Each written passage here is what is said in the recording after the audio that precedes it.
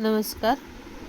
आपल्याला ऑलरेडी मी बऱ्यापैकी रजिस्ट्रेशनचं कसं करायचं आहे, बाकीची जी माहिती आहे सांगितली आहे. वारंवार मी आपल्याला जिओ फेन्सिंग कंप्लीट केल्यावर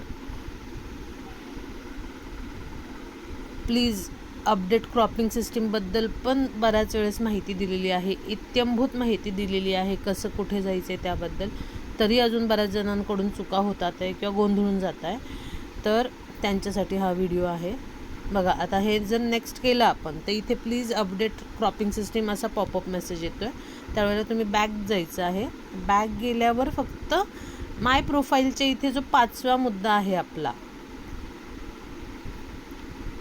6वा धरा, एडिट फार्मर म्हणून आहे. एडिट फार्मरमध्ये तुम्ही जे गाव निवडलेलं आहे त्या गावाचा एडिट फार्मर होस्ट फार्मर जो आहे निवडायचा आहे. हे बघा, आता इथे या होस्ट फार्मरचे तुम्हाला डिटेल्स दिसतात. तुम्हाला वाटतं की ही तुम्ही माहिती भरलेली आहे, पण तुम्हाला स्क्रोल डाऊन करायचं आहे.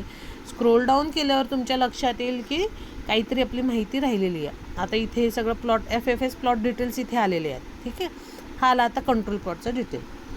कंट्रोल प्लॉटचे डिटेल्स जेव्हा बघाल तर इथे या फार्मरचं नाव मेन्शन केलेलं नाही आहे. इथे हा जो क्रॉप अंडर एरिया आहे तो मेन्शन केलेला नाही आहे. त्याच्यामुळे हे तुम्हाला मेन्शन करायचं आहे आणि त्यानंतर मग तुम्ही जिओ फेन्सिंगकडे जायचं आहे.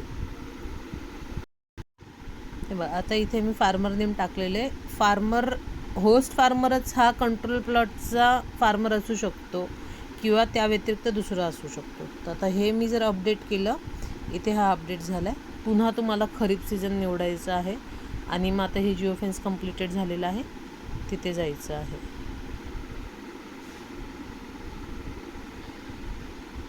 यामध्ये तुम्हाला सोईंग अपडेट्स जे आहेत ते पण ॲड करायचे आहे. आता इथे सोईंग डेटचं जे आहे हे सगळं अपडेट करायचं आहे.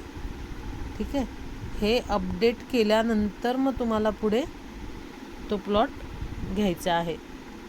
जर तरी काही तांत्रिक अडचण आली